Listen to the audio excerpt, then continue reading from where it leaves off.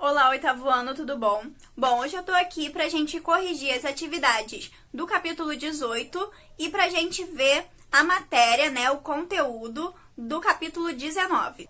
Então, pra começar, eu vou pedir pra vocês abrirem o livro de vocês na página 325 pra gente fazer a correção das atividades. Número 1. Uma aglomeração de carros de luxo e passageiros elegantes se formou diante do prédio em que ocorreria a reunião que definiria os rumos da indústria alimentícia. O que isso significa? Bom, isso significa que as pessoas que participaram daquele encontro eram pessoas ricas e poderosas. Logo, né, isso permite que a gente suponha que a indústria alimentícia gera muitos lucros, que é uma indústria extremamente rica. 2. O autor do texto faz questão de dizer que não havia jornalistas na reunião, nem tampouco foram feitos registros desse encontro. O que justifica a ausência de jornalistas nesse encontro? Bom, a presença tanto de registros quanto de jornalistas ali colocariam em risco segredos da indústria alimentícia, né? Segredo que esses empresários não queriam que fossem divulgados. Questão de número 3. O grupo, formado por diretores de grandes companhias alimentícias, discutiria formas de como lidar com a emergente epidemia de obesidade no país. Por que esses dirigentes teriam essa preocupação? Bom, vamos pensar aqui, né? Com o aumento de peso, as pessoas seriam orientadas, né? Procurariam fazer dietas. E nessas dietas, elas teriam que evitar esses produtos ultraprocessados, que são exatamente os produtos que essas empresas, que essas indústrias produzem. B. Sublinhe no texto uma passagem do discurso de Michael Moody que reforça sua resposta. Bom, aqui vocês podem ir lá no quarto parágrafo e sublinhar o trecho seja para o que a indústria deve fazer à medida que tentam nos responsabilizar pelo ocorrido. 4. Segundo Michael Moss, autor do texto, a conversa entre os representantes das indústrias presentes no encontro seria direta, sem panos quentes, portanto. Qual o significado dessa expressão sem panos quentes? Bom, a expressão, né, colocar panos quentes, significa tentar contornar ou acalmar determinada situação. Então, como a expressão aqui é sem panos quentes, né, a gente pode ver que não é o que aconteceria naquele encontro, né? Isso é o contrário do que aconteceria ali. 5. Durante o encontro, Michael Moody ensinou os participantes do encontro a calcularem os próprios IMC, como forma de avaliar seus graus de obesidade.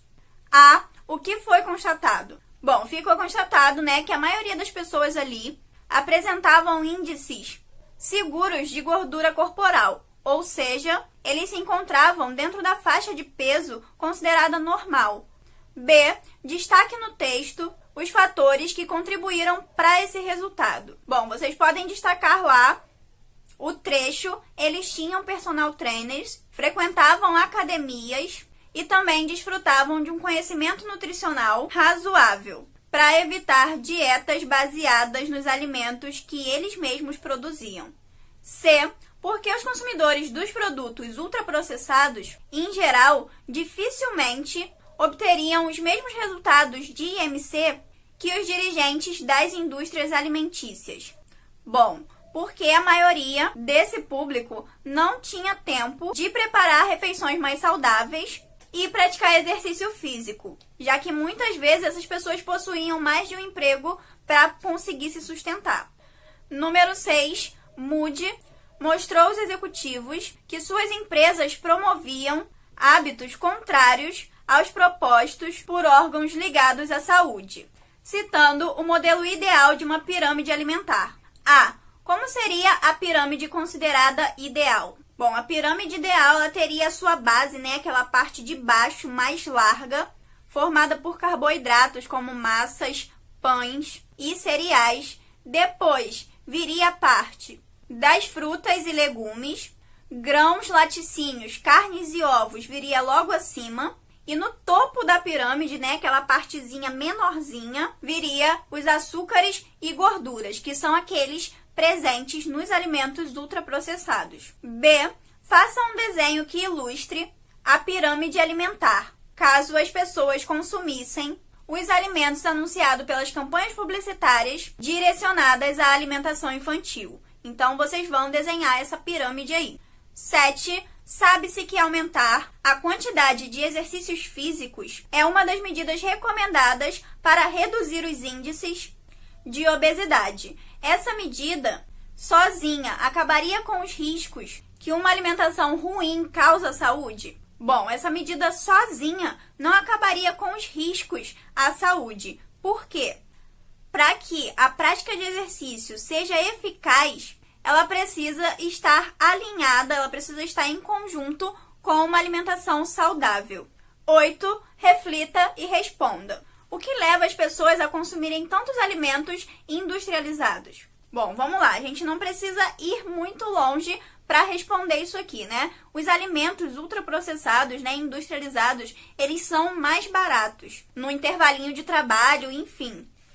E para além disso, né, o marketing em torno desses alimentos é muito grande também. Então você liga a televisão, tá passando um comercial sobre alimento industrializado, né? E você fica com vontade de consumir aquilo ali. Depois você, sei lá, liga o rádio ou vai ouvir uma música no Spotify, digamos, free, né? E aí vem uma propaganda de um outro alimento industrializado. Você passa em algum lugar e tem um outdoor com uma propaganda de um alimento industrializado mais uma vez. Então, a gente consome, né, muito marketing também desses alimentos. E aí a gente fica com vontade de consumi-los. Terminada a correção, a gente vai lá para o capítulo 19, né, que é o capítulo que a gente vai estudar essa semana.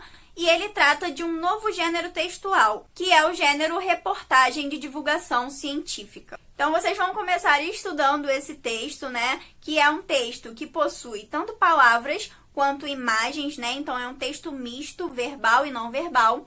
Vocês vão ler esse texto, prestar atenção nas imagens, correlacionar tudo direitinho. Se for preciso, marquem o que vocês acharem de mais importante, né? Leiam por parágrafo e escrevam uma frase, uma palavra-chave, uma expressão que resuma o parágrafo. Isso ajuda vocês na compreensão de textos muito grandes. E aí vocês estarão prontos para realizarem as atividades de interpretação que a gente vai corrigir na próxima aula. Feito isso, a gente vai desvendar no tópico 2 o que é uma reportagem de divulgação científica. Bom, a reportagem de divulgação científica, ela é um texto que apresenta informações detalhadas, né, assim como toda reportagem, mas sobre fatos de natureza científica. E ela é divulgada, né, ela é veiculada por meio de revistas, jornais, periódicos e outras plataformas voltadas para o mundo educacional, né, para o mundo das pesquisas científicas. Além disso, né, como ela é uma reportagem, ela segue a estrutura básica de qualquer outra reportagem. E tem como finalidade divulgar um estudo científico, né, uma pesquisa, a partir de uma linguagem clara, objetiva e acessível ao público que não está presente nesse meio, né? A leigos, as pessoas que também não têm muito conhecimento acerca dessas pesquisas do meio acadêmico. Assim como todo texto jornalístico, né, esse texto deve ser escrito em terceira pessoa para demonstrar uma impessoalidade, uma neutralidade sobre o que está sendo descrito ali.